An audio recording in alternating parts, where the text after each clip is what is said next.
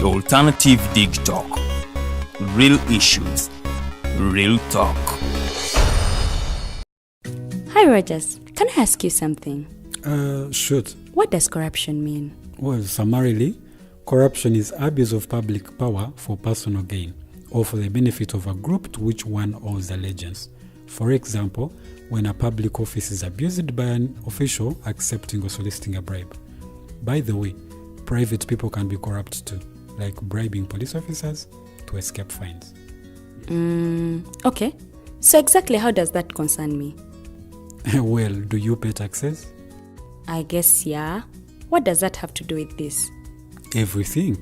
Because those taxes you pay are supposed to facilitate services you use, like water, electricity, roads construction, medicines in hospitals, name it. Okay, that is much bigger than I thought. But it can be stopped, right? Well, yes it can, although it may not be as easy as it sounds. And here is the reason why. Corruption roots are grounded in our country's social, political, economic, bureaucratic traditions and policies. So, what has kept it going this long? I mean, why don't we stop it? Well, the main reason why it has been here for so long is because institutions are weak, either as a result of poorly defined ethical standards of public service, weak administrative and financial systems, or ineffective watchdog agencies. What can we do to stop it? At a national level, we must focus on strengthening the independence and effectiveness of public institutions that fight corruption.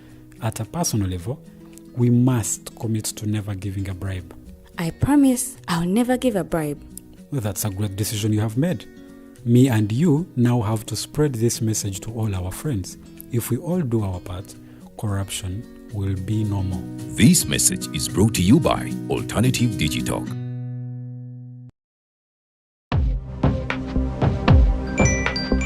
What at the church, though? Tawali man, what's up? Man, can you imagine people just dump everywhere? Someone drinks water and throws the bottle wherever. Come on, Rogers. What else do you expect people to do with an empty bottle? Simanya now, recorder. Did you know that plastics take at least 450 years to decompose? What? That's a long time. Exactly. Because plastics are made out of a lightweight and flexible material that doesn't decompose easily. And plastics everywhere in the environment cause plastic pollution. What is plastic pollution now? It is the accumulation of plastic waste in the environment, like bottles, polythene bags, straws. All of these contribute to plastic pollution. I have been using them without knowing their effect. Yeah, a lot of people have. Plastics are a danger to the ecosystem, both on land and in water. So how can we overcome this problem? Is there something we can do? Oh yes, we can reduce by minimizing the use of plastics, reuse by repurposing them, or recycle by collecting and processing them into new products. Everyone wants to change the world, but no one wants to change themselves for the world. How about we change our habits for the world? And it starts with me and you. This message is brought to you by Alternative Digitalk.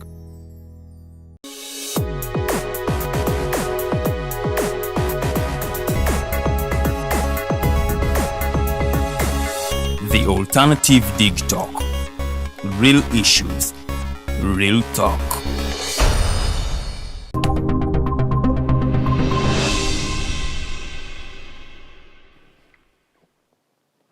A very good evening, ladies and gentlemen. I welcome you to today's edition of the Hotline Show. My name is Roger Stoyaba, and it's a great honor yet to be here again every Monday, 7 to 9 p.m. We do have people here, panelists, who are talking to us about a number of issues that are happening around our communities. Those that are the issues that are important, that advise or give us direction as far as decision-making is concerned, mostly in the political sphere, but also in any other aspect of social development. So thank you.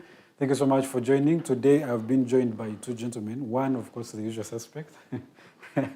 Mr. Ochieno Joseph is going to, as always, be giving us his very knowledgeable insights about a number of issues. And today we're going to be talking about the diaspora politicians and those political parties, or chapters, if you may call them, that are usually based in the outside countries, and what do they contribute to the general struggle in their home countries, in this case, Uganda. And another person who has joined us today is called Samuel Makokha Mugeni. Makokha, yes, who is Deputy International Relations at the Forum for Democratic Change. He's going to also be giving us his insights. I want to assume, or I think you have lived outside Uganda for some time. Yes. in your support to the FDC. And of course, you're the new person now.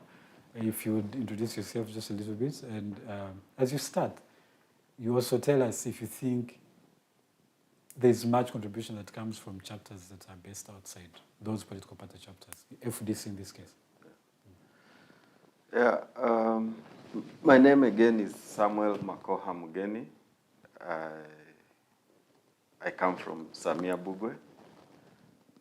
I am a founding member of the Forum for Democratic Change and one of the first youth leaders of the party. Later on, I was the envoy of the Forum for Democratic Change to the Scandinavia, where I coordinated the FDC strategy and engagement in the 5 Scandinavian countries. That was until 2018, when I finally got back home. That's a very interesting subject to discuss, especially because for me, I have personally been engaged quite intensively in mobilizing the diaspora and focusing the efforts of our mobilization in creating political impact back at home. The diaspora communities are very critical in that direction.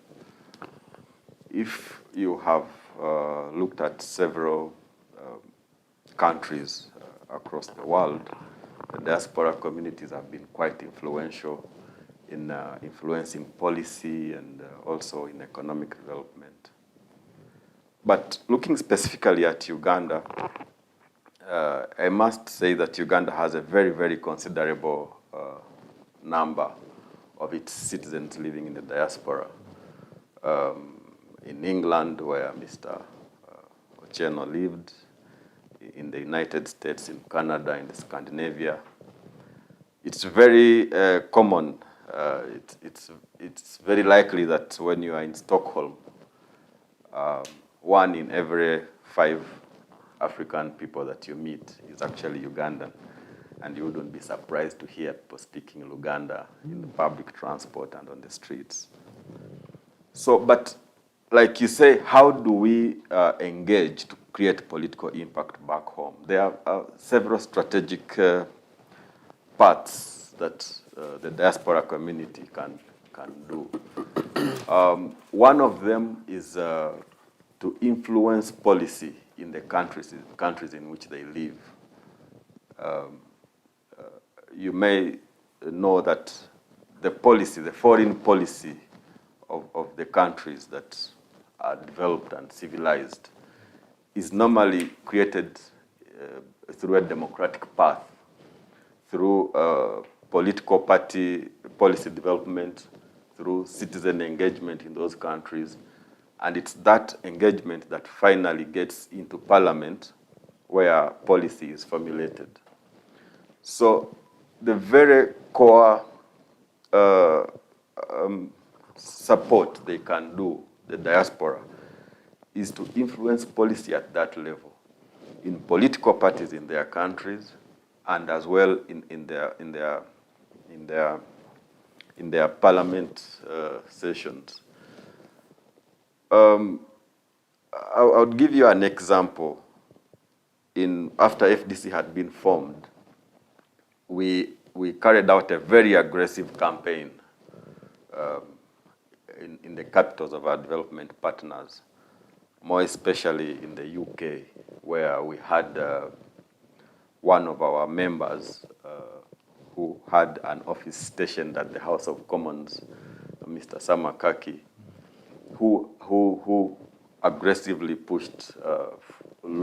carried out a very aggressive lobbying in the House of Commons. And that is why you might notice that in the early 2000s and perhaps late 2000s, and there was a lot of questions about Uganda in the House of Commons. And that helped in guiding how the British government engaged in regard to the political environment here. Similarly, in the United States, there was what they call the Foreign Affairs Committee of the Congress, which vets and approves their foreign ambassadors. I was reading the presentation of the new American ambassador to Uganda, and he was committing himself to the Foreign Relations Committee and saying that he is coming here to Uganda to further the interests of the people of the United States. Now, the people of the United States include many Ugandans that live there. So the Ugandans who ply their trade in the United States can, through their leaders, through their congressmen and their senators, push for influence of political policies in favor of the democratization process in Uganda. Also, in the Scandinavia where I lived, when I moved there, there was a lot of engagement with the DGF that eventually came to operate here was a result of part of our collective engagement as Ugandans in the Scandinavia and in cooperation with the EU Parliament, and that culminated into the Democratic Government Facility, whose intention was to deepen democracy in this country. So those are the strategic engagements that the Ugandans in the diaspora can pull off. But also, living in the diaspora gives you a lot of elbow space. One is that you can contribute to your political organizations back home without the threat of intimidation, without the threat of losing your job, without the threat of, being arrested or whatever. So, but also living there, you have an income that cannot be threatened when you contribute. So there's some sort of security. There's some great level of security there that should enable the Ugandan living there to contribute financially to political change in Uganda. In any country. Okay. Yeah. So first of all, let me first bring in Honorable Joseph. When you look at critics, let me just take it at that. Critics say that politicians who are usually based outside of Uganda, let me take Uganda, I don't want to go around, that are based out of Uganda are sort of detached from their own ground realities. And they sort of, the environment lacks some sort of nuanced involvement of the situations that are on the ground. What do you think about that? I think that's a nonsense.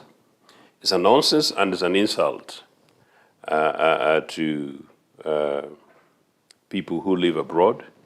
But in many cases, it's also an insult to the realities of many of these people, because some of the people who say that, and I'm saying it deliberately because I know some of the people who say that, is actually an insult because they themselves have no clue what they're talking about. I know that narrative is an enemy narrative. I know that narrative is a narrative of blackmail. In part, what my brother is talking about, these guys genuinely know that most of the people who live outside are in a relatively better position to articulate most of what they should than the average other person who needs to go and look for some dubious crumbs or remains from the loot from the public coffers in this country. Many of those people are guaranteed relative protection by the nation states there, because some of them will have had citizenship or residence, and particularly because in Uganda we have a Nyampala regime that has to answer predominantly to London and Washington. They also know, as my brother hints, that not so sweepingly, but in every now and again, it is not very easy for them to possibly come and pick up Comrade Mugeni without, if he's got a particular status in a particular country abroad, in particularly European or North American country, without answering Okello Riem or whoever, the foreign minister these days, after Sam Kutesa for a long time, or Museveni meeting them for tea, those questions being asked. That is usually a harder thing than a poor Muchibi down in Kamocha, who will be tortured and people will tell them, go ahead and do what you want. But that said, I just want to put context. One, the African diaspora is as old as hundreds of years. And the earliest African diasporans, just like the contemporary, most of the contemporary African diasporas, unfortunately, were people who were forcefully removed from the continent. And that's the beginning, particularly from slavery. And that's why the biggest African diaspora is not in Europe or North America, but in Brazil, and most of those African slaves. I found myself as part of the African diaspora thanks to the brutality of this NRA. And when I found myself outside, already I was sufficiently conscious about the African personalities from a Pan-Africanist view, because Museveni thinks Pan-Africanism is invading Congo. But Pan-Africanism is the broadest African identity and personality, and so therefore a convictionist vision that entails, not only emancipation and liberation, but really the brotherhood of the African personalities wherever they are, and so therefore including Brazil and rather tortured and exploited Haiti. So these were people who were removed from this continent against their will. I continued from home, as well as early secondary schools, aware about apartheid and many of these other things, some of the historical studies. When I found myself abroad, I took strong exception to the livelihood of what these people lead, because lest we mix it. The African diaspora, so therefore, includes the average African who's a child of slavery, who's not necessarily come from Uganda, but maybe whose great-grandparents may have come as slaves from Uganda, from East Africa, went via the Caribbeans, in many cases, some of them obviously, for many other reasons, which is a different topic, may not even want to identify with us. But those are still our people. I am delighted that many of them are beginning to want to come home. Ghana has a very open and progressive programs for that. In the event that there is a UPC government again in this country in which I'm available and still alive, I will actively push in a very strategic way to ensuring that our brethren, who were forced against their will and sold as slaves, have got opportunity to return. But fast forward to the more recent contemporary African diaspora. Back to your question. Lest you forget, Milton Obote was an African diasporan in the Ugandan context because he lived and worked in Kenya. And when he returned to Uganda, he had already engaged actively with the African liberation movements in Kenya, including the party that eventually won independence. So worked with some of the political leaders in there. So he came in before joining active politics in Uganda National Congress, and so therefore later joining the Legislative Assembly. So that's our first prime minister, and a fantastic prime minister, a fantastic president. Nobody has touched him at his level, top notch. This guy here in town, Museveni, they lived some kind of interesting life with his wife in Sweden. So lest Ugandans forget, because sometimes some people in NRA, they like to insult Ugandans living out, especially those living in exile, or particularly those ones who don't agree with them. So lest they forget, Museveni and his wife were refugees once in Tanzania, thanks to UPC actually. Nyeri looked after them very well. And thanks to international law, Geneva Convention, 1951, they looked after in Sweden. Right? For expansion's sake, just a bit before you go ahead. For expansion's sake, I want to, if we're keeping it at the discussion about the diaspora and what it does and how it contributes. Yes. You try to put it in context of Obote and his situation when again, like the boys in town, like you call them, when they're trying to invade here, what is it that the diaspora did contribute to that struggle? Who? Like in making sure that they preserve UPC as it was that. Like which ones? The people, again, like you said, there has always been people in the diaspora. No, the earliest Obote diaspora I'm talking about is, pre-1979 of Amin and who was Museveni's friend and the Gaddafis. No, I'm talking Yeah, about... yeah, but even at that time... there were No, but people those who guys were did not come back to invade. They came back to actively, as my brother's talking about, to actively engage in Uganda's liberation polity.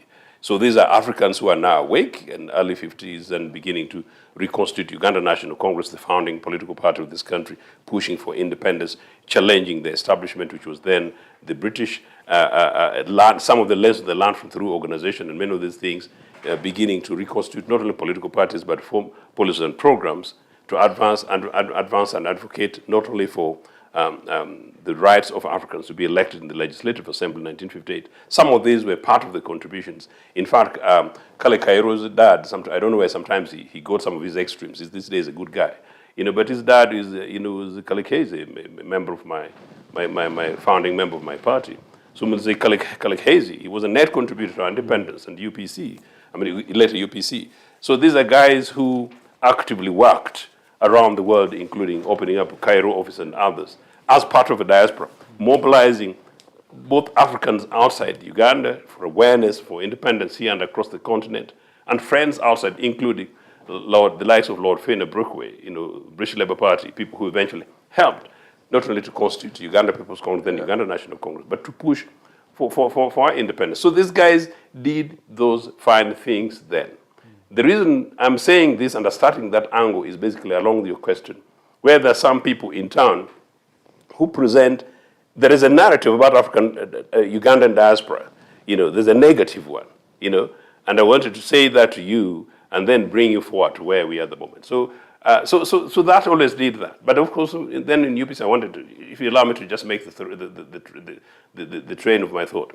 Interestingly, for the UPC leadership, Obote was a diasporan, Mama Miriam was a diasporan, Olara Tunu was a diasporan, young Jim McKenna, who stood, is not a leader, but who stood is a diasporan, and I am a diasporan in that sense. But then you brought a question to where this happens. The more important other, which people forget, is the economic contributions by these people.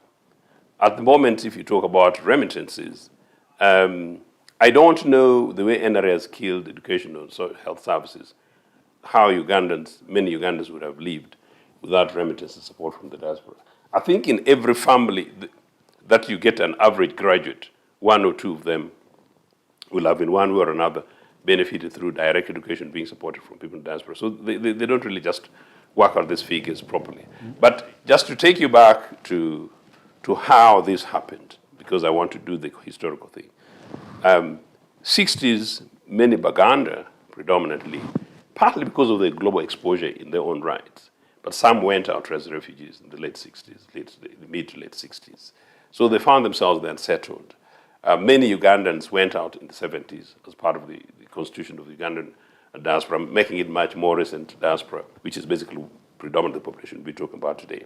So many people went, and I know a number of people who went, and even after Min fell, they did not come home, or many of them had already established themselves. Pass first that, and in Obote too, many people who went to the diaspora, or who went as refugees would have been people who were associated with Museveni, because there was no conditions that compelled people to leave Uganda, unless, and in many cases, people who were associated with NRA Terra and Luwero. But beyond that particular, fast forward to 1985, 86, many people, I'm talking from my experience, Mangin can talk about his own experience, a big chunk of a Chole community, a big chunk of Lango community, a big chunk of Teso community, and a section of Buganda, and some people without prejudice from Western Uganda joined as part of an exile community. So by 1987, when I went to UK, it was sort of in that order, Chole followed by Lango, then Teso, in that way. In UK, and then of course, Canada, easier then, and then UK and otherwise. What happened over a period of time was, in UK's case, around the time when the SAMs were emerging, was when UK government policies started opening up, and so there was also this opportunity for allowing people, to go and study and work. So we then ended up with a mixed Ugandan diaspora, first for refugee settlement, 1992, people who were economically migrating willingly in a particular network. And then much later, NRA also started finding very interesting convenience. I'm just saying very specifically, convenience people who came out, because I'm an expert on this, who came out, including people who came to spy on exiles, Fast forward to the diaspora of today. We have a diaspora of today where we have to accept that there are people who are supporters of NRA, including working for NRA, sometimes clandestinely, but who were genuinely there, including some of our own former refugee exiles. So that's sort of the current diaspora. So that diaspora then gets very much mixed. And to get so much mixed in such a manner that the earlier 80s, 90s, before Makokha joined, became part of the FDC, was basically a very lonely diaspora for us in UPC. I made my first submission to a member of parliament in 1990, and that is his story is going to come out in my memoirs, with the including question to Uganda, British foreign policy. By 1993, Obote wrote formally that my contribution had changed British policy, its very specific policy position, in 1992, 93, and the Museveni was extremely uncomfortable at the time. Fast forward, of course, towards the late 90s, we were very lonely there. 96, when Mugeri came to UK, I now remember that we had to organize for him, and we only knew 2 DP leaders. So we were very lonely there on this. But it's amazing how things move fast. So between 1996 and today, not only is the diaspora politically one in which UPC in UK, my office is vacant as head of the External Bureau in UK. Makokha came and did some really good work, and FDC guys, as they came in to join us, some of them were obviously having an issue, should they be part of UPC, whatever. They took some of our members who thought that it was a very quick thing, business was going to go into power, and I told them to stop down there. But no, I'm just helping this topic.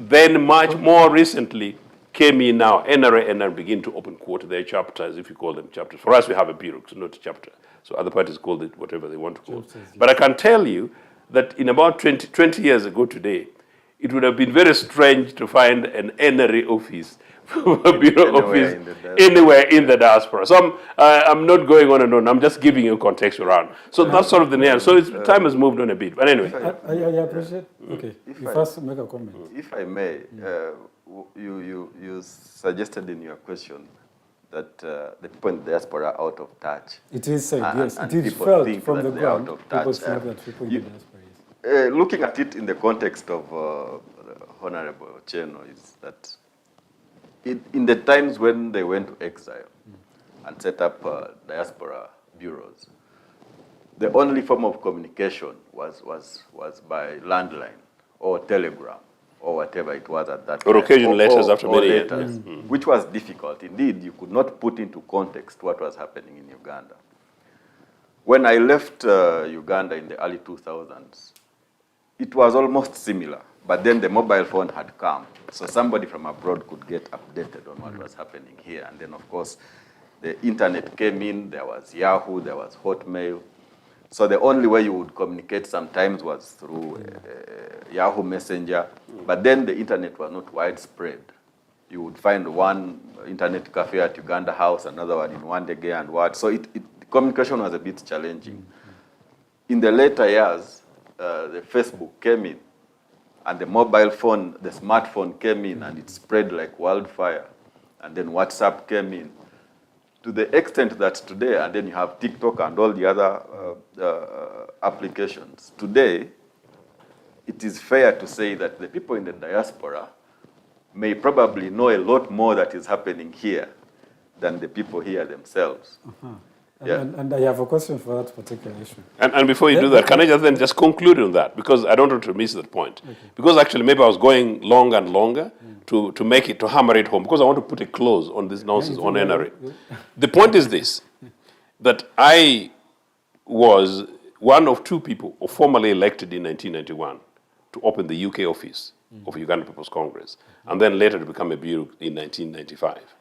I can tell you in 1992, even without mobile phones, I was more informed politically. Museveni knows this thing, because some of this political, they know. I was more informed about what was happening in Uganda than most people averagely walking Kampala streets, including public servants. Yeah. So it's neither here nor there. But the reason why I'm emphasizing that, people are talking those out of touch things based on opinion, Yeah. And they're trying to talk down, rather superior opinions that come from abroad. And that's why I told you that to say that, coming from the diaspora means you're out of touch. No. The independence leader that gave this country the best of everything, this bunch have tried to destroy in 40 years, was a diasporan.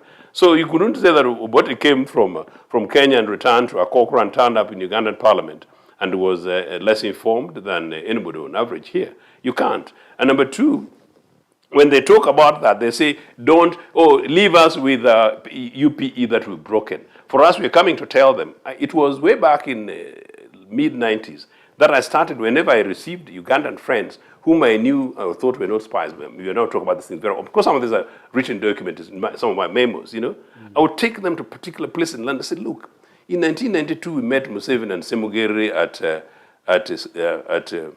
at Center Point in London. They had come to beg for money, and we're doing these campaigns. So these guys, they come to London and they return to Uganda, and then these crooked potholes have just left in Naguru this evening. So what's wrong with this guy's head? Let me first, Surely. I wanted to get his comment about... Out of touch? No. They're just jealous. No. Look, they're jealous because people in the diaspora know more. We need to encourage the diaspora. They know more. They see more. They've not been spoiled by this junk from NRA to beg people to cool down and say, keep quiet and be content in the traffic. Traffic, I've been stuck for 1 hour left in my car, in Nakawa, and people's business as usual, and tomorrow they're going to club. Yes, Saint Kaguta Museveni, God sent from Luwero bushes. So let me ask you just about that one. Yeah. For someone who is living in London right now, and the pulses that you've been experiencing, what is it that they contribute about that? Oh. And what can you say that they have successfully done to make sure that some of those changes have been... Sometimes maybe when the debates about potholes, I was one of the founder members of the pothole campaign more than 2 years ago, because the spies went to television to talk about it like that. When I first returned, I think my first interview with Andrew Mwenda in 2005, I raised the Kampala junk. A journalist, a senior journalist, a friend of mine, actually rang and told me that, Ugandans might think I'm out of touch, interestingly, because of that. That I was presenting that Kampala is like slum. And I said, no, I could not, because it was a conversation beyond the conversation I had with Andrew Mwenda on his show. I said, no, I cannot say that. One, because I was in Kampala in 1987 and I knew what I left. But I also was in Kampala in 1977, roughly, and I knew what Kampala was. And I also know Kampala of the 60s and the 50s. And as I said, because I told the Andrew Mwenda program, and we are talking like this, but down there is a rail network, which was part of our industrial. It now looks like a crowd. Now, that is 2005. Was I out of touch, or was it Andrew or anybody else who was taking the opinion then? But good enough, Andrew at the time was very informed. Andrew, my good friend of these days, is neither slightly different person. So no, I was telling Ugandans that there has been better in this country, and better is more. Telling Ugandans the public transport that work in London and in Copenhagen, which worked in Uganda before, it's not being out of touch.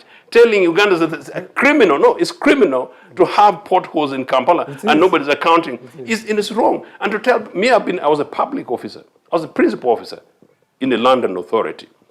Somebody walks, hits their leg on a pavement. They will sue, including for insurance. These are some of the works we're doing. And once upon a time, I was trying to challenge a certain lady whom I thought was stretching, and was just, Joe, because my officer then was away, and said maybe I should just process it because because it was going to take a lot of my time on that. But he knew that I was getting a principle. Those are the things that I'm trying to take. That is the democracy thing that we're talking about. And Museveni knows, and they're using these things deliberately to blackmail people. That's why I'm taking this line. This thing that people are out of touch. And then to your answer, that is what the diaspora is doing, exposing this road. I told you, I was directly responsible. In part, we were for contributing to opening up the political space. Did you know that? I was, Ochieno. And did you know that I was directly responsible? I know people want to give themselves credit. I was directly responsible for contribution to peace talks in northern Uganda. NRA and LRA, those two guys. I was directly, it was in the diaspora. Let me first get his those are the contributions. Let me get his thoughts about, you did mention that there are challenges now that they experienced, and yes. You who went before communication was that open like it is today. Yeah. You had quite a number of experience, especially with communication. Yes. Today, the people in the diaspora seem to not contribute as much as people in the 90s and 70s used to do. Why can that be? Especially now, for example, I'll give you the boys in town he likes to refer to. the Kanyihambas of that time, the Mama Mbabas, they seem to have contributed so much, and them in the times of Obote. Today, the communication is open. Literally, what happens in Kampala, within no minutes, anyone around the world can know. But there doesn't seem to have been any improvements as far as the contribution of the diaspora is concerned. What is the problem? No, I think that you're looking at it from a very different angle. For example, for us in the FDC, we have done quite a lot in mobilizing the diaspora community. In developing our party and training leaders. This has happened not because of anything else, but because of the activism of the diaspora. I myself was involved in building partnerships for training and capacity building for our leaders in the women movement and in the youth movement, and connected with organizations in Denmark, in Norway, and across Western Europe to train leaders and bring them to speed on what is expected of them as leaders in political organizations. But also,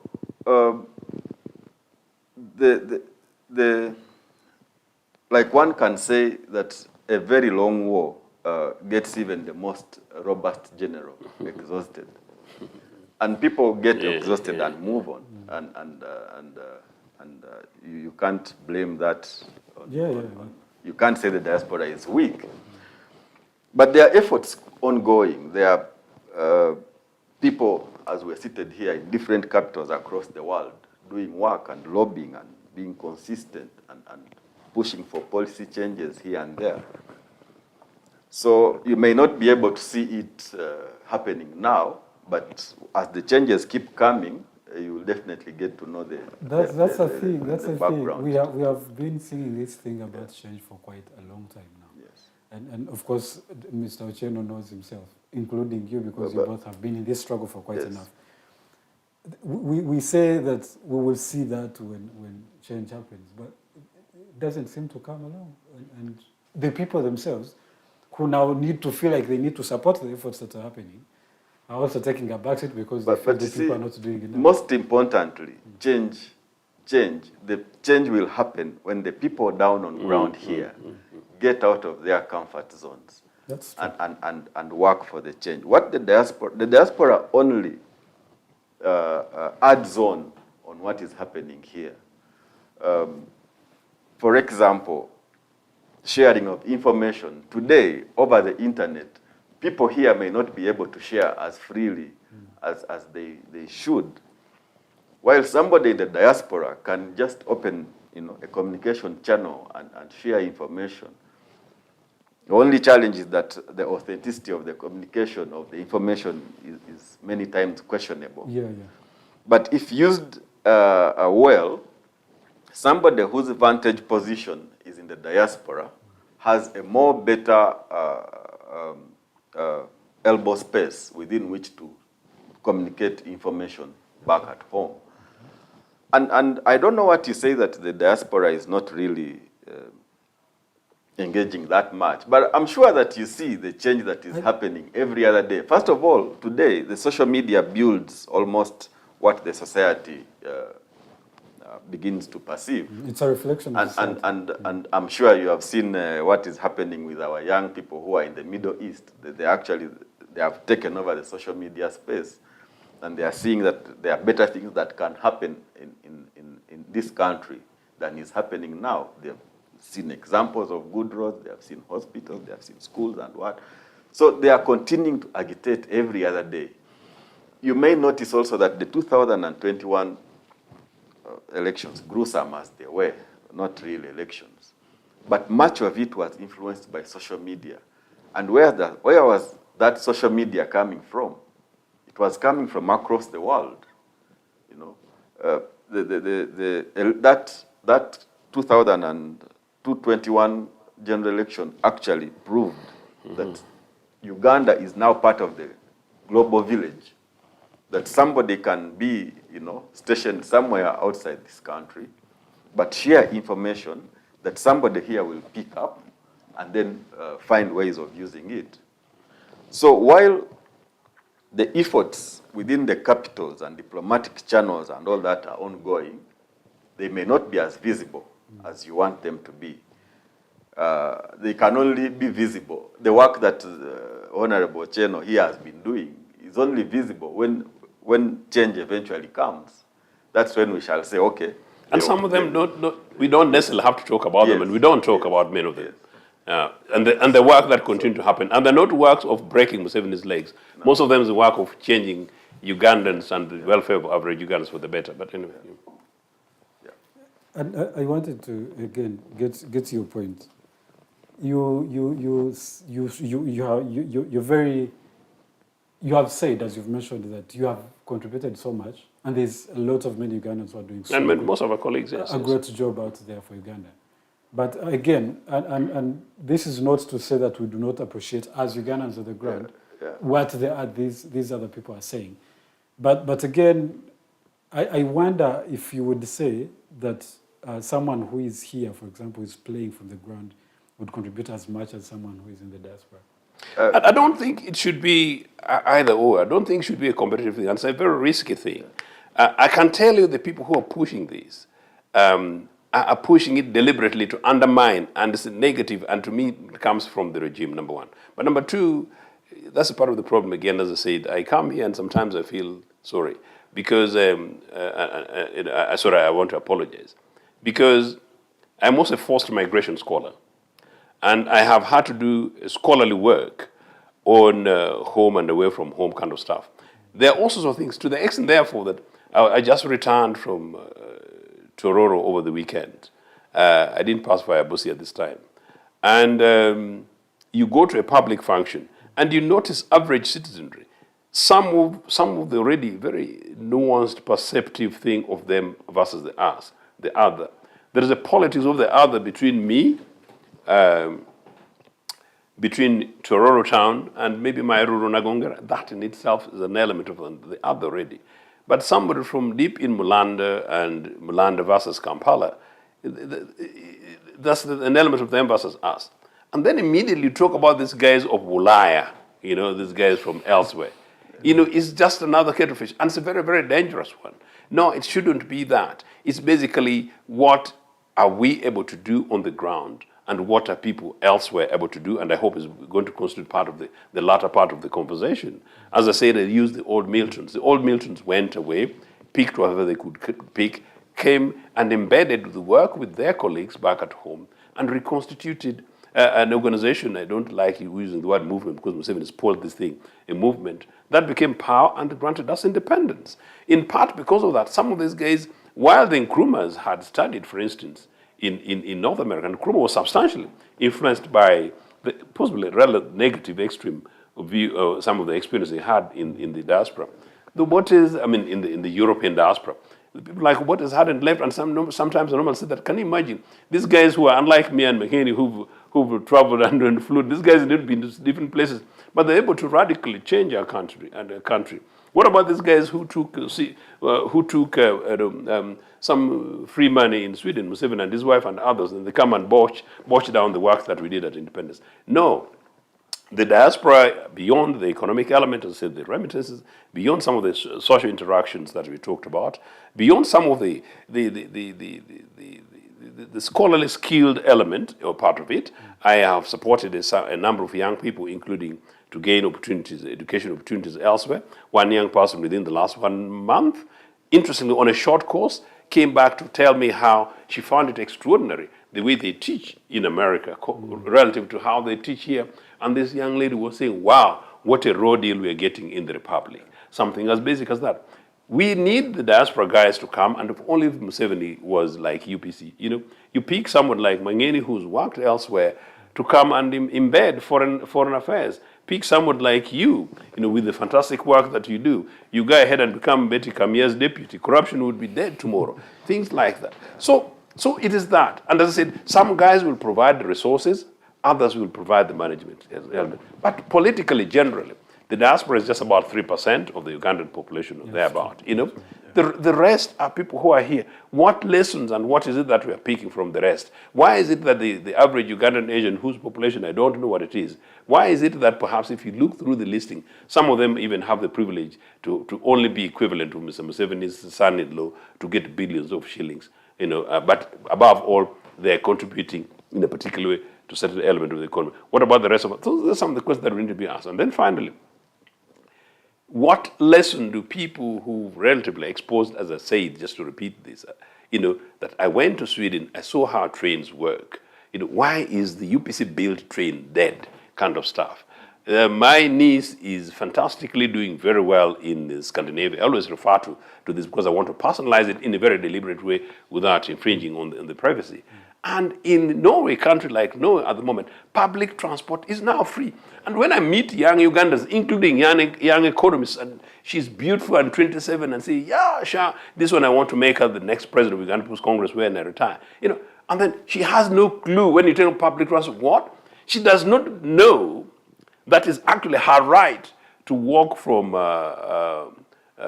Bakule, you know, to the other end of Mulago and just jump in a decent bus. And if the bus is dirty, she has the right to complain. And that bus is using the taxes paid by Mugeni, and we need her uncle. Yeah. These are the things we need to be doing, helping to do.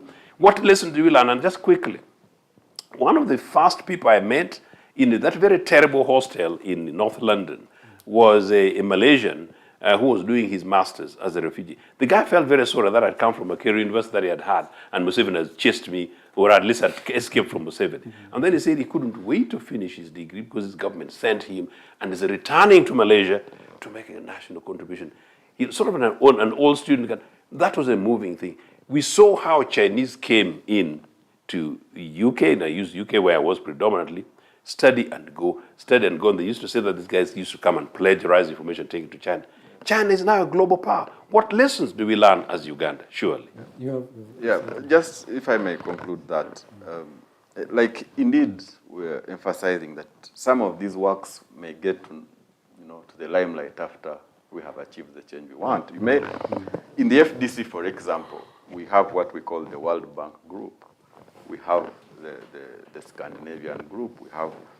We have the United Nations Group. And these are people that have helped create for us policies and advisories that once we achieve this change, we will not again go back to say, what do we do? We have all these policies created by all these expatriates living abroad and working very hard, day in, day out, to make sure that if change happens, you have a blueprint within which you are going to operate to fix these things. And these have been done by the diaspora communities.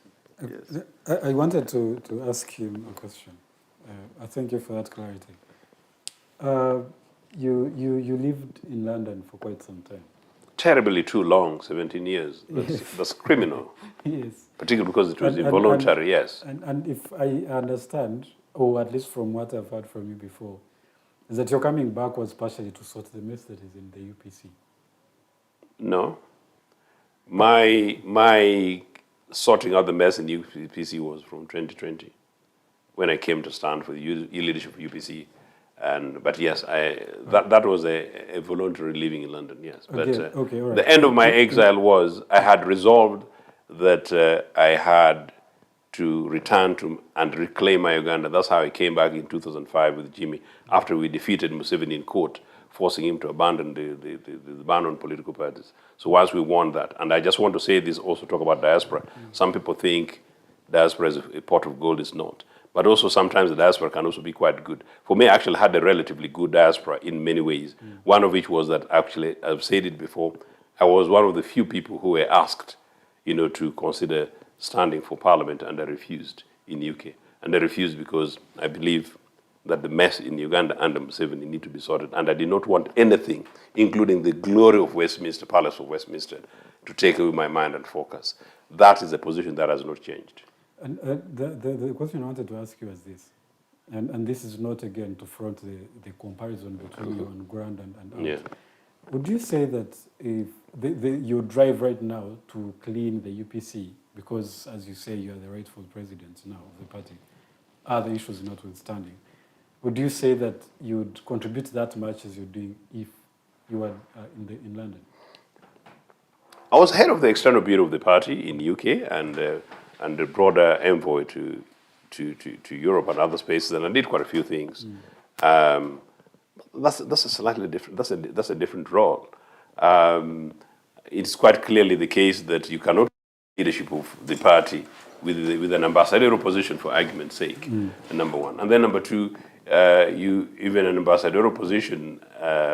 You would not compare it with the ministerial position, some of which may be at par in a particular level, in a particular situation. The work of leadership of UPC, you need to be at home and on the ground and leading it.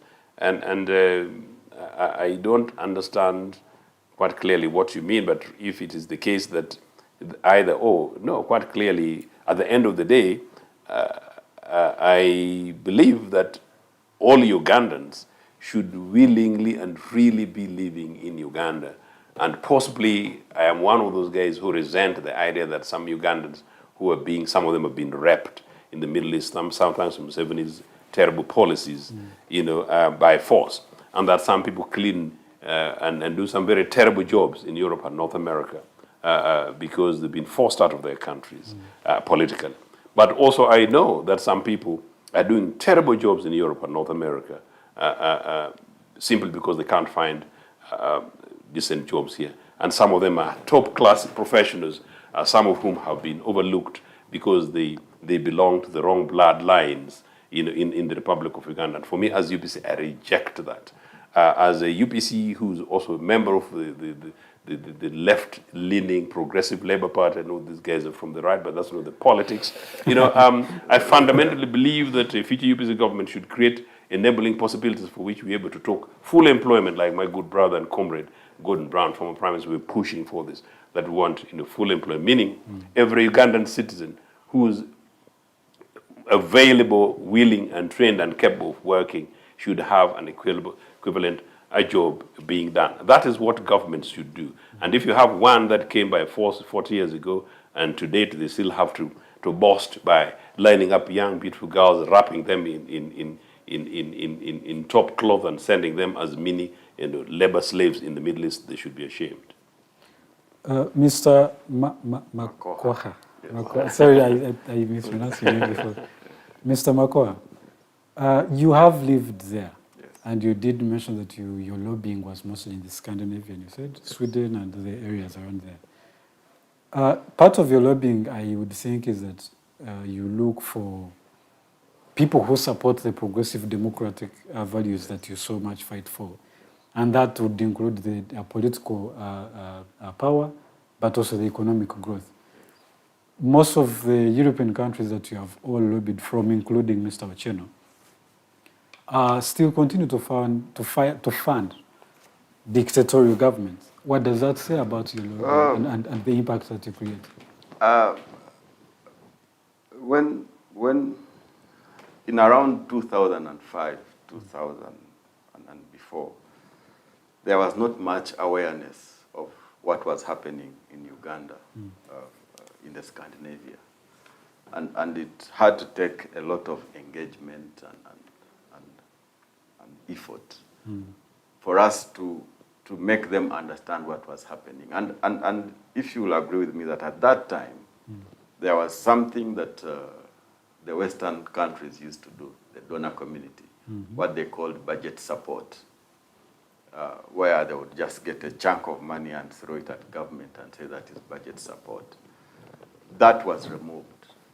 So what is happening now is that the donor community comes in on specific direct engagement, not giving government money to steal and use it to suppress the people. So they are a bit more specific today. But you might also want to know that aid, as it used to be prior to the 2000s, where they would give blank checks in aid. I remember when we did the campaign in early 2000 and there was aid cuts over corruption and bad government and what. You see, some of this very little freedom that we are enjoying now did not come because Mr. Museveni was willing to give it. No. Or kind enough to offer Bambi, yes. get a little bit. No, it was after continuous effort, both here and in the diaspora, and working with governments, with civil society, to push back the repression that Mr. Museveni was doing. So yes, one may say that the Western world still continues to give money to Museveni, but if you put a torch into those resources that come in, they are more directly towards humanitarian support, health sector. Of course, recently they've cut down even on the education sector, but you have areas like justice and law sector. So it is much more different today than it was before. Yeah. Okay, I wanted to get his thought just also as much. As much as you are a politician, you also have knowledge about economics. I wanted to understand what the same thing I was talking about, what does that say about you lobbying? Because having been a part of the Labour Party in the UK, I would assume that you would sort of participate in funding that would come from the UK government to Uganda on a lot of fronts, owing to the political landscape that is here. What does it say that they still continue to fund what you called the Musevenism and dictatorial government? It's not what I called, but it's Museveni. It is, okay, yes, and dictatorship at that sort. What would you say are your efforts in that regard, and has that contributed on that front also? I don't know whether you're personalizing or generalizing it, but he's in part respond, but I can just add a small bit of it. That as a matter of interest, slight difference from perspective. I think as Ugandans, both in the diaspora and home, we will be delusional to forget that the West, including the countries that we're talking about, care 100% about our livelihoods here. They actually don't. That's the heartbeat of it. They actually don't. These guys are bothered by their national interests which may occasionally be about the opinion of some of our diasporan community, and in many cases, some of their sensible citizens who are conscious enough to be humane regardless of races and identities. It's not surprising that people like Joe Biden, we can disagree in many ways, was a Muzungu who was oddly 50 years ago saying no to apartheid amongst the many Muzungu. And while in Africa we had the Mungusudu Buthelezis and Jonas Sivimbis, who later became Museveni's friends, although they parted ways. These are open facts. These days we can talk about them, But these were guys who were strategic allies to Anglo-America. I use Anglo-America in the broadest sense. The Africans need to wake up to realize that we are generally by and large alone. These are our partners. But like it's been suggested, these guys are not going to come and send their jets, over Kampala, because a few people got missing easily, unless they really, really consider that, well, the resultant end is something that impacts what happens, either the price in the supermarket or their pumps, or perhaps a possibility that they might lose 10 seats in parliament. If an average Scandinavian seat, the 10 seats is very many, or perhaps even 5. The truth is that global polity is very much about economics and economic interests. And particularly Anglo-America, they will basically push continuously for their foreign policies based on their strategic interests. It's actually true that Scandinavia is generally a better part of global north when it comes to many of these things. They're generally predominantly anti-war, and in many cases, some of them will also be very racist, but the truth is that by and large, they will, in other words, at least if they're racist and they don't care about what's happening next door, I would consider them better than one who pretends not to be racist, but they're funding a dubious criminal regime somewhere in the heart of Africa, kind of stuff. What am I saying? I am saying that actually it's not true that these countries did not know what was happening in Uganda. These countries knew, including Scandinavia. My brother Mangeni, Scandinavia, when it comes to some of these policies, if you take Uganda, most of the European countries, in fact, all European countries take the cue from Britain. That's how these guys do their things, you know? And if it's a French-speaking country, what does France say? Where there's the biggest American influence, what do they say? That's how they play with us from 1898. So, yes, for me, we shouted until our voices came forth. By the time the Bessages were waking up to the realities in 1998, 99, that they'd been taken for a ride, you know, we had shouted and shouted and shouted. But we absolutely welcome Piki's Bessage and others coming as part of this, you know. The political point I'm making is this. What was happening in 1985 when the Musevenis and the Semugeros overthrew a democratic government, elected government, they knew. What was happening when these bandits came in 1986, they knew, and they knew it was wrong. What was happening, including between 1986 and 87, including helping them with the William Pikes to write a narrative, you know, how to present Museveni as a good guy with the crooked boys with broken slippers, but they're nicer than their Nyanya Okellos. No, they knew. How in 1987, Museveni all of a sudden changes to become the former old Marxist to the man who's about to sell everything UPC built for the Ugandan citizens and give it to the Boers and many others, and so selling our public assets, and so picking up the project neoliberalism. They knew. When Museveni did our currency conversion and all of a sudden became the darling of excess capitalism, they knew it was serving their interests. I believe that many of these other things, as many more Ugandans continue to advocate, and as many more Ugandans, including my brother Menengendis, find themselves entrenched and established there and working with other ordinary citizens, the bigger critical element is that the more the civil society community, the more the public opinion in those countries become much more apparent and begin to question their leaders. And the more it gets harder for their leaders to justify the mess in working with these crooked regimes that eat their money in the names of AIDS and whatever, dollars, that's when they begin to change. In fact, my first letter to a member of parliament who was then a senior member of a shadow cabinet in Britain, my friend who's an Oxbridge graduate and top at the time, and they were shocked, and this girl was crying over Christmas. Joseph, I can't imagine this is what's happening in your country. You know, this is, you know, and in the part of that letter, so we did together, said, she asked a member of parliament when the letter came back, is this where our money, tax money is going? This was happening in Uganda. And the guy had to labor to take it to some interesting British foreign minister, at the time development minister, who has to fudge English of how to justify whatever was happening in this country in 1990. No, 1990, Uganda was burning. 1992, Uganda was burning.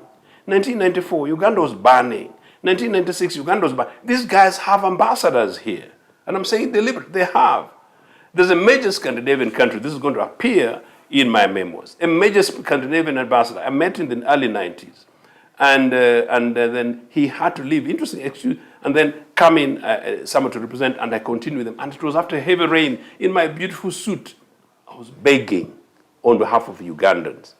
And then, you know, in the midst of our conversation, I was asked, and we were talking about whatever's happening in Uganda, and then this person, lady, happens to suggest that, no, we have our ambassador in Kampala, but, you know, if what you're suggesting is what is happening, my government would know. But before then, I turned around because I told her that, look, you know, whatever's happening in Uganda today, Mr. Museveni, whatever was happening in Uganda at that time never happened in the meantime. Okay? And so this one fell back. So I say it's worse than Idi. I said, no, I'm not saying that I'm saying it's worse, but actually if you want to put it across in context of human suffering, I said yes. And so this woman sat back and put out a pen. And it's at that stage that I said, yes, that's exactly why I'm here with you. Because the ambassadors, they know this woman, it's not that she didn't know, she partly knew. But I've also met an ambassador. Who goes on and says, oh, what do our friends here? So they tell you these things. Anyway, that is the more important reason why the Uganda diaspora need to wake up. The Uganda diaspora need to wake up and continue lobbying to demand that their taxes there plus some of the other friends, they continue to put pressure so that Mr. Museveni is held as much accountable as the pretender that they're holding Mugabe to account. And on that point, I wanted him to contribute to that one. He puts it very clearly that even in the countries where we lobby from, support in any form, they also fend for their own interests, even here. Now, for you, the people who are dealing with international relations, especially on political fronts, how do you make sure that whatever you're lobbying is in your interests and not promoting the interests of those that you're lobbying for? Absolutely. I mean, everybody serves their own interests. That's right. And like Joseph is saying, that you need to influence, if I get to that, to influence public opinion back so that the interests of the citizens of, because those countries respect the opinions of their people. Yes, that's true. So you must make sure that the opinions of their people are what form influence the opinions so that the policies are changed in favor. And if you don't mind, if just to help us as we continue, actually, interestingly, to be fair to most of these northern countries, the majority of their citizens, even away from Scandinavia, are generally very progressive. It is basically only how much they get. But generally, if the people got the truth of many of these other things, the world would be a better place. It's after the citizens are aware of what is happening in Uganda that they begin to agitate, to push their members of parliament and say what is happening. So Museveni has created a scenario that has actually worked against him. Be repressive, break the economy, cause a mess here, and send people outside the country. Now, those people, when they arrive there, one, they build social networks, but also many citizens there are concerned about the migration levels. So they ask questions. What is happening? Going on back home? Where these people are coming from. So then they push their members of parliament, they push their leaders to enact the policies that are in favor of their citizens. But also, when you talk about the ambassadors and all that, for me, those are only end users of the policies. The ambassador can never go against the policies of their headquarters. So what we need to do as Ugandans is to make sure that we go at the base, at the social and political base in which policy is formulated. And that is when we can get these guys by the balls, suffocate them and throw them out. Okay, and let me ask you, Mr. Ochieno. You're the one who brought the whole idea of changing public perceptions, public opinion, actually. Yeah. Public opinions of those countries. Yes. For those citizens to put their countries on pressure. And they do. If I get it right. Yes. So for them to act rightly where we are, on our end. Yes. Now, if you are being honest, Mr. Ochieno, back at home, we have failed to get our people to participate to get what they want. Yes, yes. And we are here and want to believe that we can change the public opinion of someone in the United States while we have failed to do that at home. How do you see that play out? Do you want us to open a whole class for this conversation? That's a very important point, and for the three of us, I think, it's an important point you raise. In a way, maybe we were not sufficiently structured in this conversation today, including when we talk about our diaspora public opinion there, diaspora net contributions there, and versus public opinion here.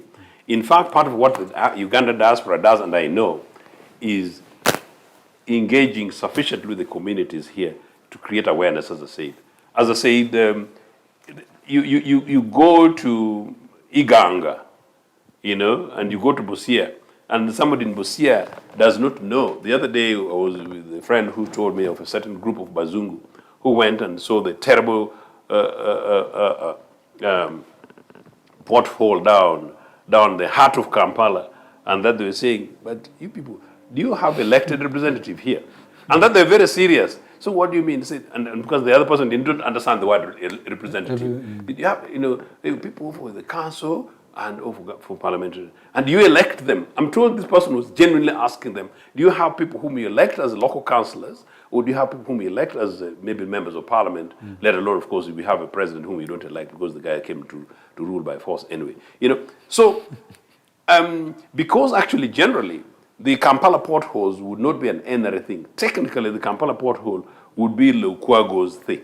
It's a You know, general problem. no, it's not. It's not. You know, don't let Museveni off the hook on this. I can't let him, you know, but I cannot judge him alone because even the people in a way, possibly, that are making also the people we've put in some of these other offices are the people who live amongst us. You're a good man. And we join them. You're a good man. But it's not okay. Please. No, but anyway, in a way, you're right because I can also say, and maybe this will not take a swipe at my good friend Irias. He's a fantastic guy. No, and Museveni knows. Museveni is very lucky that I'm not the mayor for Kampala. By the way, I warned 15 years ago that at the same pace, Kampala would come to a standstill. What was happening in Accra this evening, on my way into here, is basically Kampala came to a particular part of Kampala was a complete standstill for 1 hour because I managed to turn, run, and leave for 1 hour. So Kampala would come to a standstill if NRA continued this. But no, in the event that I were ever mayor for Kampala, even with an NRA ruler, with Museveni, there's no way in which Kampala would be the same. But I don't want to politicize that. The point, though, is there is no way in which, as president of the Republic of Uganda, a UPC president, whether it's Ochieno or anybody else, regardless of whichever party who is the mayor for Kampala, there's no way in which Kampala would be like this. So you get the point. There is no way in which a UPC mayor would not turn around Kampala, whoever is the ruler. Oh, we have VBC leaders. Mr. Ochieno, I don't want us to drive this thing on one side. We have UPC leaders who come from different districts, and those districts are not doing better than any other district. I'm talking about Kampala. So I don't want us to... Yeah, because we are taking it all together like Uganda. I think that... the narrative that any UPC leader would do better. I think that you need to understand the dynamics within which the leadership of Kampala operates. I do. Because it comes to questions of, one, the budgeting. Because KCCA or Kampala City Council is one of the most underfunded cities in Africa, actually. Because Busia County in Busia, Kenya, across the border where we live, gets the same budget as KCCA gets. That's correct. In Kampala. In Kampala. Yes. The capital city. Yes, and this is a city of 3 million people. So, and I was in both Busias the other day. Yes. And that's what I'm trying to say. That actually, so in other words, there's an element, that's what I'm trying to say, I'm not making it very political. But I'm saying we are talking about lobbying, how you basically engage sometimes the brutal guys like Museveni. You've got to expose them. Remember that we exposed the pothole thing, the spies did the pothole thing, and then Museveni's son came to Kampala and gloriously promised, whether it's a cow dung or whatever, potholes will be gone. But as I said, thankfully, for the record, potholes in Kampala are still as bad as the breaking cars today before Muhoozi came. But since Muhoozi was in Bukedia with Anita Mongi and over 300 people, I don't know what fuel they used, but I'm definitely sure that the fuel they used is your money. I'm telling you, potholes will be in Kampala still by end of next week. But what was your question again? My question was that you talked about changing the public opinion of the countries on the other side. Let me tell you this. The biggest challenge we actually face here is changing public opinion. I don't want to make an announcement about my next move, but there is actually a move you realize I have this thing in my slot. I normally say, believe in better, encouraging Ugandans. It is possible. That better is possible. Better is possible. That has been my slogan for the last nearly 8 years. Right now, I'm trying to push a slogan along the line, not as precise the thing. I don't want to give Museveni intelligence. Wake up, Ugandans.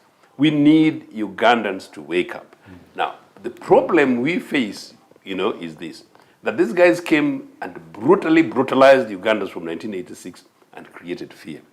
They came and sank Ugandans, put expectations so low that every time somebody, a Mugeni, wakes up in Busia, and is able to go across the road and find Mandazi coming from Busia, Kenya, and the house can oh, we're in peace, it's okay. You see what I'm saying? So the expectations have been put so low. But also systems, institutions, and everything have died. Meaning, I was trying to tell you about there's an economics graduate who's 28, but they actually don't know the role of local government. There is an average lawyer who possibly actually doesn't appreciate the impacts of the judiciary. If I may, if I may, again, in regard to his question, you are saying why we have not change their How do we do No, what he's we are, asking how- there, what we have failed to do but here? you haven't asked yourself why Museveni's budget of suppression of the people keeps growing every You know, it's the highest. It's the Because highest of the budget classified of this budget. Classified, yes. yes. Yes. So it doesn't, that gives you an insight that the people are aware of what is going on. Museveni knows that the people know. The only way he can get out of it is through suppression. That's why when he organizes his own elections, I don't know where you come from, but I know that in Kiruhura people don't vote. I come from Chankwan. They vote for them. You know that in many areas across the country, once there is an election, that is a time for Museveni to commit brutality against the people, to commit electoral crimes and all manner of fraud, political fraud. So it is unfair for you to say that the opinions of the people of this country are not woke, are not up to date enough for them to be able to cause change. They are. What we only have to do now is to make them brave and come out to express their opinions, and immediately you'll see a change in this country. But the people are aware. They know that what the regime that is existent now is not for them. They don't want it, and given an opportunity, they would throw it away. And until then, are we going to be working at the goodwill of the public opinion of the other countries until ours wake up? No, the public opinion of the other countries has already helped us enough. So what we need to do indeed, and what the FDC is trying to do, is to create defiance structures. I'm sure you have heard about defiance. I have. To defy the regime, defy it today, defy it tomorrow, defy it the other day. Withdraw your consent, you know. If you withdraw your consent, they cannot, you see, you can only ride on a man whose back is bent. So we are urging Ugandans, building defiance structures, they must stand up and fight for themselves. And indeed, they have tried. You saw in 2005 here, you saw in 2009, and you saw in 2020, you know, when Ugandans said enough is enough. What we only have to do is to be able to enable those protests, those public uprisings, to last on for some time, and you'll see change in this country. I want to slightly disagree, but respectfully and important for our purposes. I think from my research and my very critical observation, it's not particularly accurate that the majority of Ugandans are aware. I think you and I and all our people in polity, including people in NRA, we need to wake up the critical section of Ugandans in terms of their rights and responsibilities. I still go around and I talk to young people, and I talk to different fora, including the last 3 days. You will sit with 5 people and have a conversation, and you realize that some people whom you don't expect to be indifferent not to know, they don't seem to appreciate their own roles and responsibilities at the civic level. Don't forget the impact of, in part, what you're saying to civil society. I think for us as political leaders, Roger's right, we need to do slightly more to engage and to reawaken and to embed responsibility of citizens. But you're absolutely right that the other, which is possibly more critical and is right, is this politics of fear. The politics of fear is so massive that I believe there must be an intelligence budget, you know, to push propagandists whom you meet around my lower place and say, oh, you don't do that, you'll do that. And oh no, I don't agree with this man, but anyway, but what can we do? What can I do? Yeah. But no, the person who says shh, shh, is actually being paid to do shh, shh, shh. So I suspect that is the thing. So we need to break it from the two perspectives. Yeah, indeed, I want to agree with you that there are people that feel that they need change, but they do not know what exactly they need to do within their comfort zones. For example, when we talk about a mass uprising, many people would expect us that we want all of them to come to the streets. That should not be the case, because there are medical personnel, professionals, who must be working to support the uprising, but cannot come to the street. There are social workers who must work behind the lines to support the people that are, you know, are on the front line. You know, there are they are lawyers, they are what? We need to just make them aware that within your comfort zone, this is the role you can play in achieving change. And I think that is where we need to focus. No, but if I'm getting it right, if you don't mind, I know you need to get to the Rogers. There is still a particular section of Ugandan population. I'm not even sure it's about comfort zone. They genuinely don't know. Because I meet people, including game graduates, who think the traffic jam in Kampala is because the economy is doing well. You're being jealous. And then there are people in the village who, when you talk about UPE schools, say, but you just bring us money from Kampala and also take my child to the next private school. So in terms of appreciation of civic responsibility, it's just not there. And there are also people who still think it's okay when they fall sick just to go to the neighboring pharmacy, not even a clinic, because that is the norm. They genuinely don't know. That is how terrible 40 years of brutality is all about. No, we need to deal with that section. So thank you so much. And ladies and gentlemen who are joining us from online, I thank you so much. I appreciate your contribution in this. And there's quite some comments here and questions at that. And so I'm going to go through some of them. Brooke Williams is also in the diaspora. There's Ethan Mwine, he lives in Ankara. There's a number of them. I am following, and thanks for the show. Athake. So this one says, Farid Bufunyambo, okay, I think that was personal. Hey, Mr. Samuel, thanks for representing the FDC that is now under captivity by the poor Mafabi axis. And there's one from Ethan Mwine. He says, diaspora politicians advocate for change from a position of safety and privilege. How can you convince skeptics that you truly comprehend the challenges faced by those on the ground? Yeah, that is the narrative that Museveni is clapping for even right now. It's also a thing that people feel. No, because as I said, it has been the embedded narrative. But Museveni also did so from Sweden. Wasn't in Sweden. He did. No, Museveni was in Sweden, very comfortable in Sweden, actually. That's even part of the silent things in NRA. He did not really eat as much mosquitoes in Luwero, although some of the guys used to send some young boys to come and disorganize Kampala. No, it is defeatist. It is again, as I said, it's almost blackmailing ourselves that because in the diaspora you should not have an opinion, because in diaspora you should not make a contribution, and particularly because in diaspora you see the wrong, the error, and the mess under NRA should not participate. The issue is, what practically can you do? I am here in Uganda for the last 3 years, but does not mean that I know how to do the terrible things that Museveni did in Luwero. I don't know, but I just have to go around. But there are people in the diaspora who are smart shooters. Just think about it. There are people in the diaspora who are smart shooters. It's just impractical for them. And some people, I also know people in the diaspora who chose, they did not want war.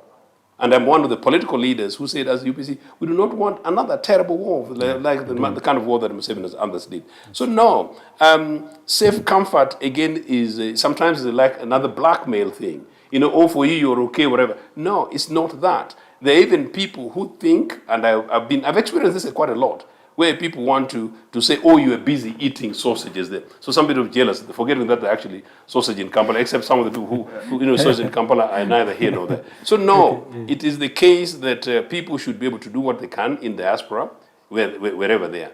By the way, even when I sometimes go to Tororo, they will talk about that. No, and they forget that for me, I have been much more active in Tororo than some of the people who eventually became legislators.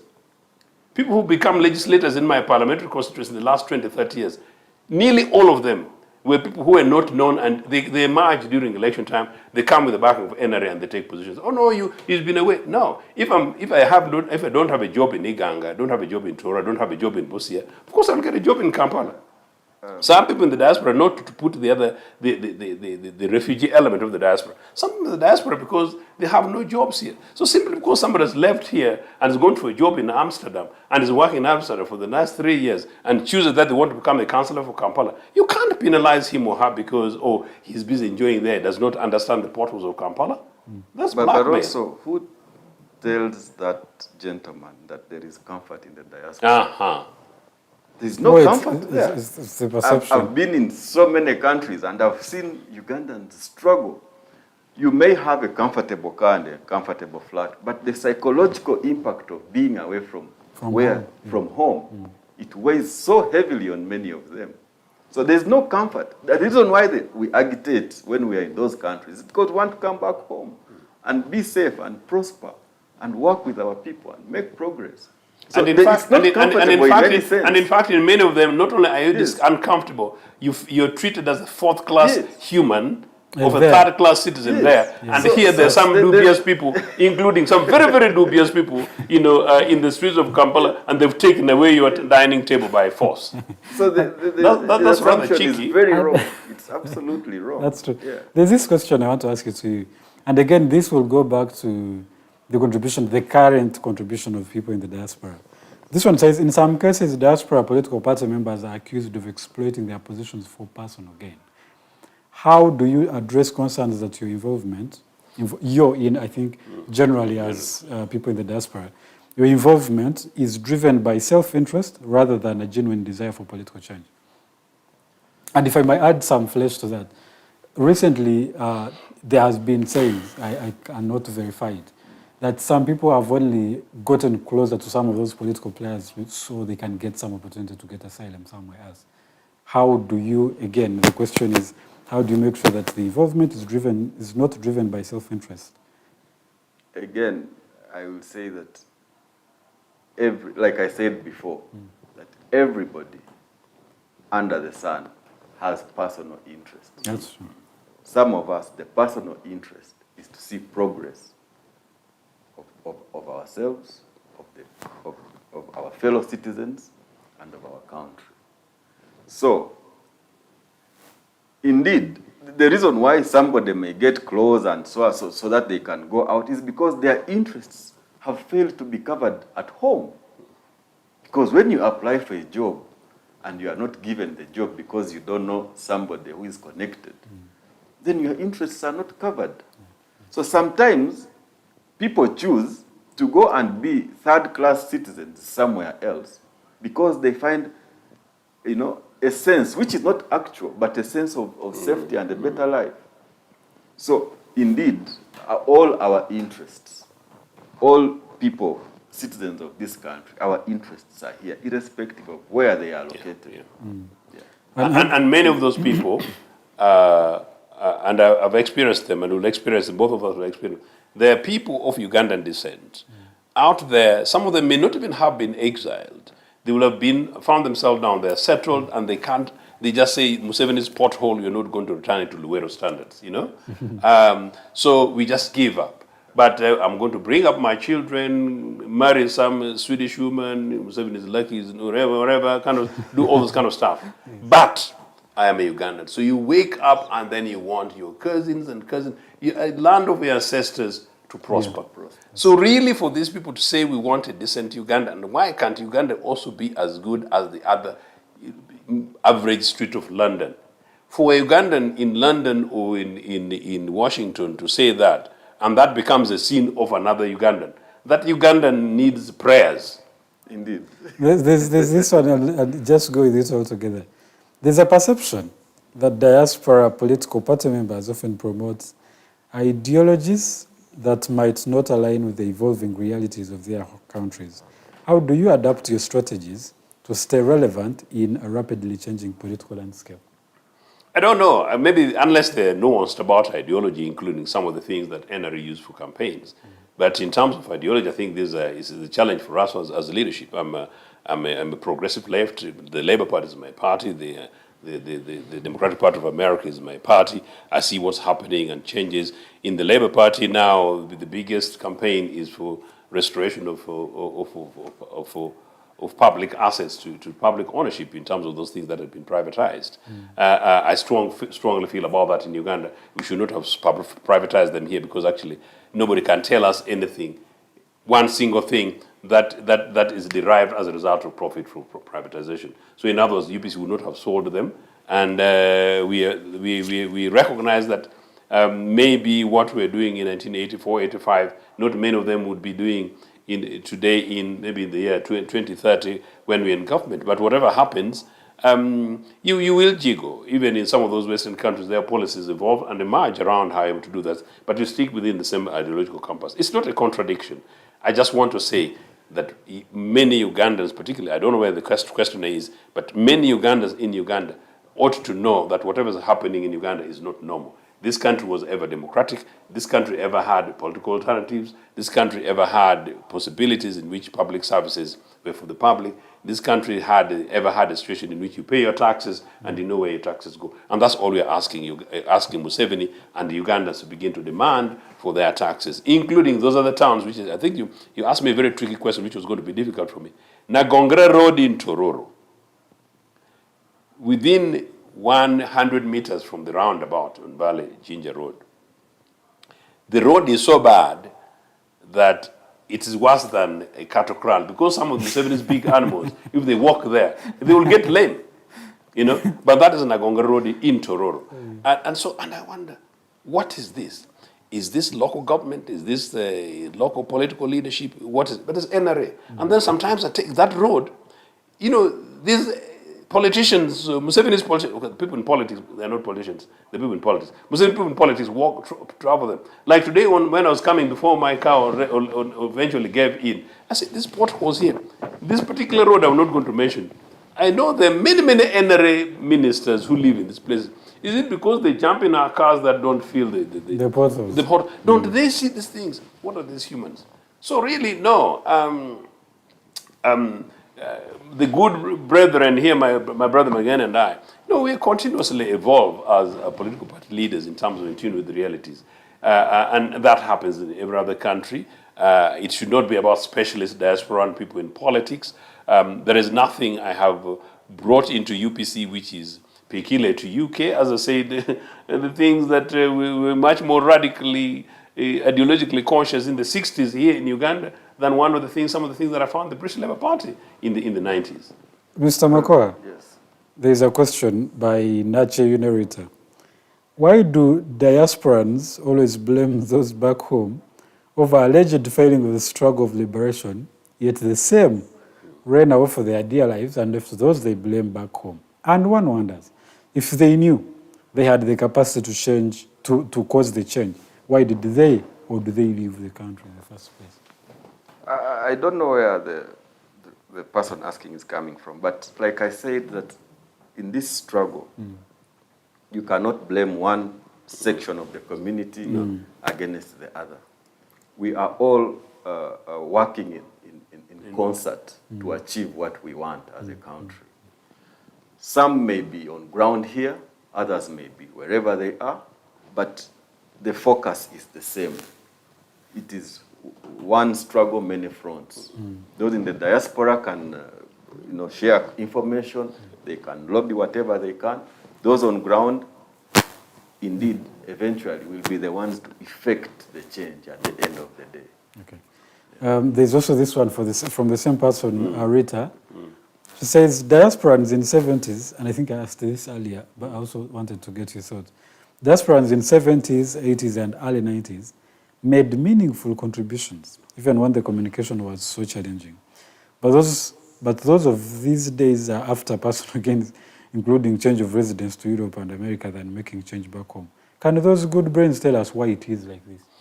I think that's actually that's a legitimate question. And sort of we both gave nuances when I was trying to give a trajectory of contemporary diaspora from at least from the independence time, starting with the 60s. I think most of the then diaspora, particularly the political diaspora, was very deliberate. We got infiltrated in the 90s. I have evidence. You'll read my books. And much later, we now have NRA chapters that are funded by your taxpayers' money in Uganda. So these guys went ahead and set up themselves in Europe and North America. I know somebody in a major media house in the West who is there as an agent strategy for the regime in Kampala.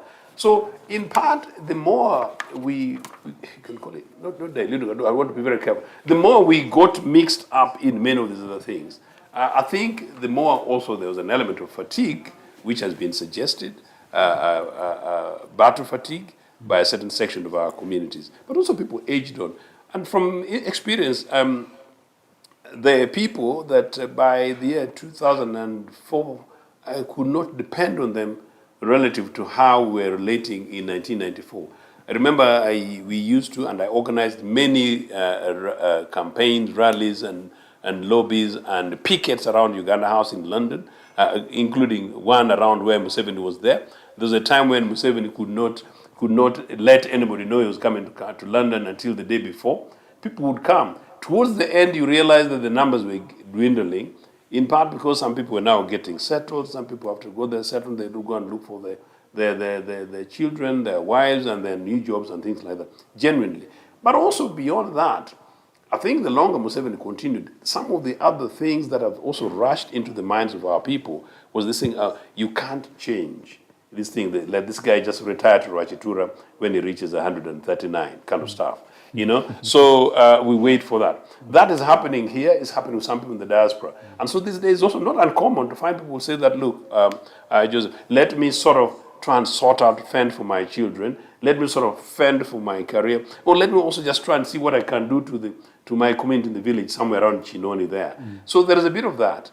But then finally, if you see the that in politics here of where, put aside the diaspora, what is happening here?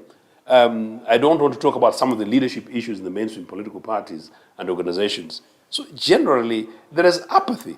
And apathy is a very terrible thing. But I want to say this, whatever it is today, it should not be about blame. Whatever it is, we should be picking the best of what can happen from the Ugandan diaspora, both economic, socially, and information, and otherwise. Whatever is happening, we should pick from the Ugandans, the streets of Kampala, and whatever is happening, I'm asking the Ugandans in the diaspora to become much more interested today than they were that time. Because I am telling you from the ground, the Kampala that you left, if some of you guys were last year, 10 years ago, no, the Kampala of today is much more filthy, you know, than the Kampala that you left. Not because of the poor effort, but because of funding and the fact that people are organizing parties and birthdays around the country using your money. So Ugandans in the diaspora, wake up. Finally, I want to say this, that for me, for avoidance of doubt, I refused British citizenship. I want to clear people's mind. I refused British citizenship. I told you earlier that I refused to go to British Parliament. I refused. I was offered, and by the way it works there is not about like stealing here and bylaw staffing. Because I've been asked by the leader of the party at the time, if I had said yes, I was going to go to what they call a list, and in the list I was going to stand in a safe seat. So I was going to be guaranteed becoming a member of parliament at the next assembly. I said no. And then for the citizenship, I also said no, as a matter of principle. But many of our people who go, including people who go because they've not got jobs here, we cannot begin to give them names.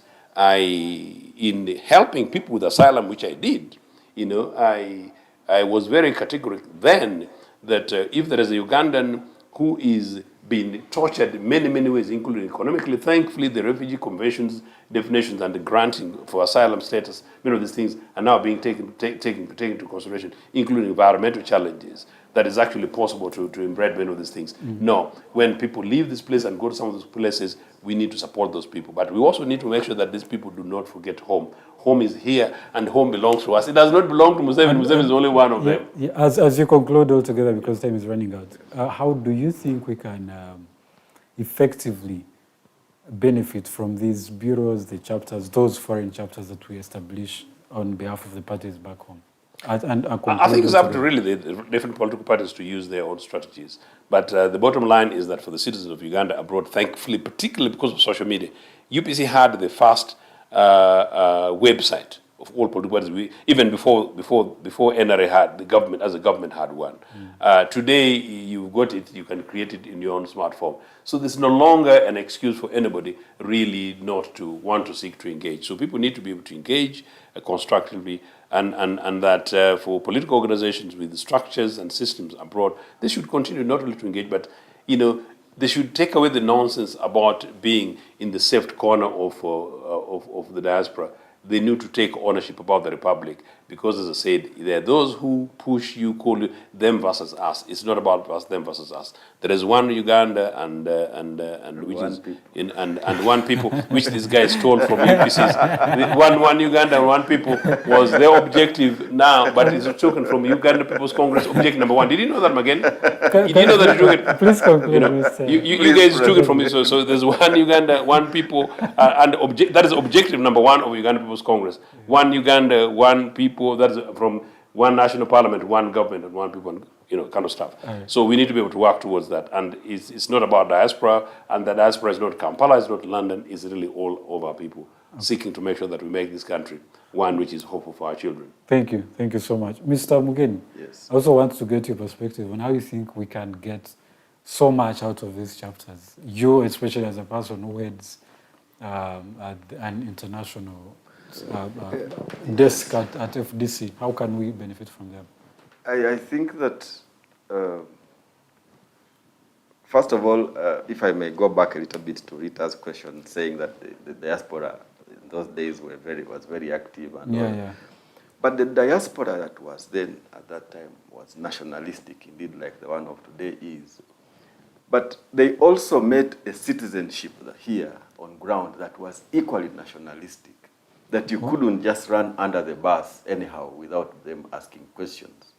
You see? So we need to come to the same page and know that wherever we are, all of us, we are Ugandans, and our interest is Uganda. What changed? What happened to the nationalistic Ugandans that were here back then? What happened is that when the Museveni government comes in and creates a Yankee capitalism system, Yeah, me, myself, and I. in which, yes, like he says, where everybody Is on begins their to own. think about themselves.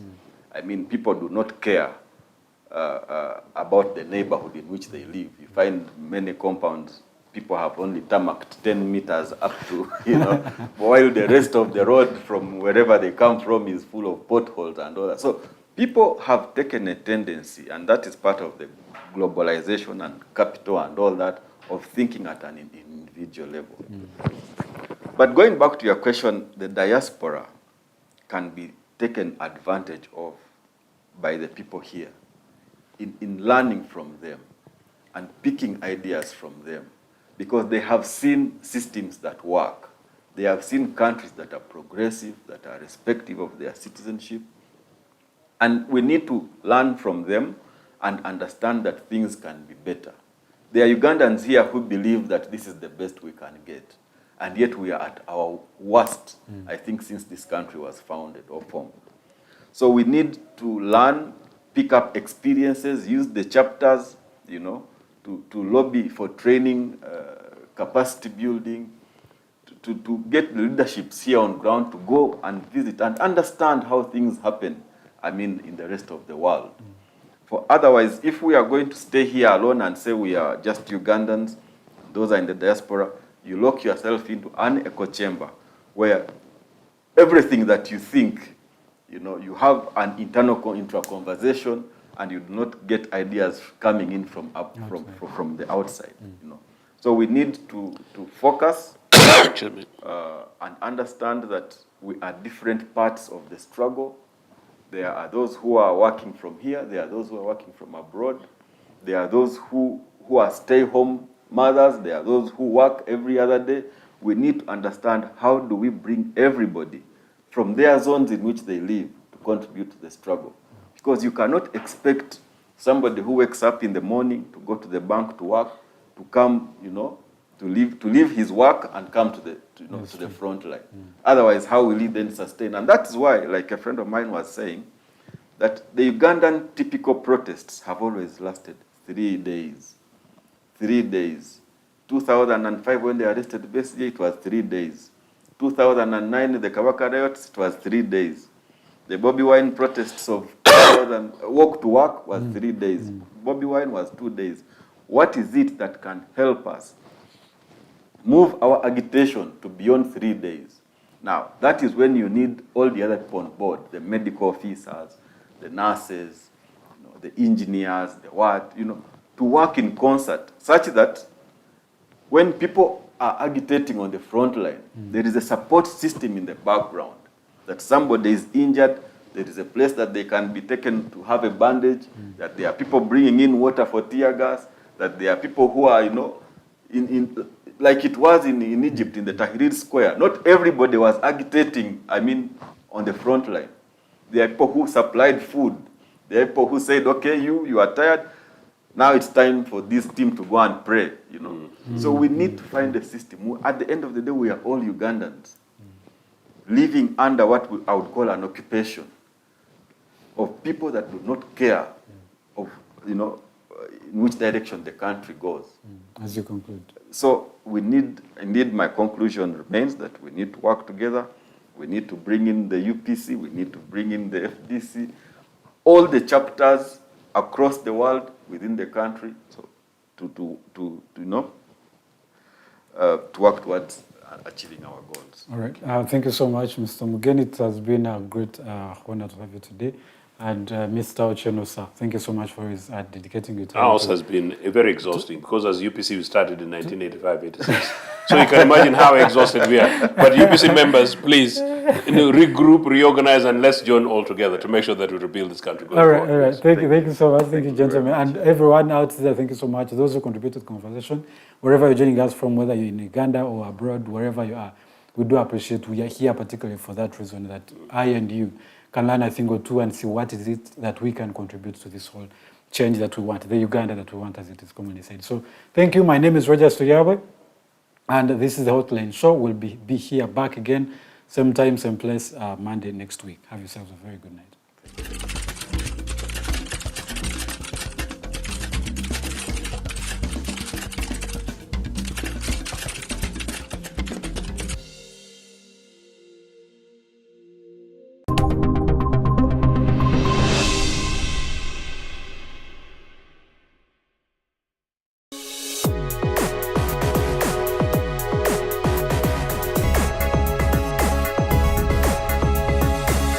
The Alternative Digitalk.